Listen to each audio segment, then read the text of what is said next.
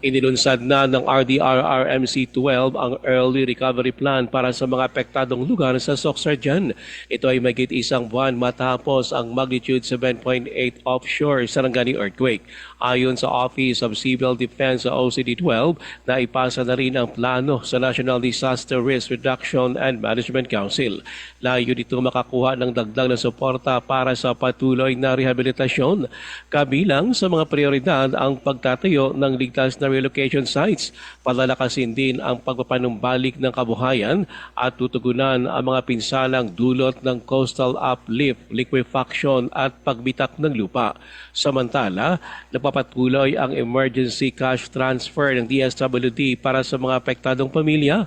Patuloy din ang pagkukumpuni ng mga kalsada at tulay ng DPWH. Ayon naman sa DepEd, nagbalik na sa face-to-face classes ang ilang mga paaralan na idineklarang ligtas, habang nagpapatuloy naman ang emergency employment program ng DOLE na tupad at ang price freeze monitoring ng DTI sa mga lugar na napektuhan ng lindol.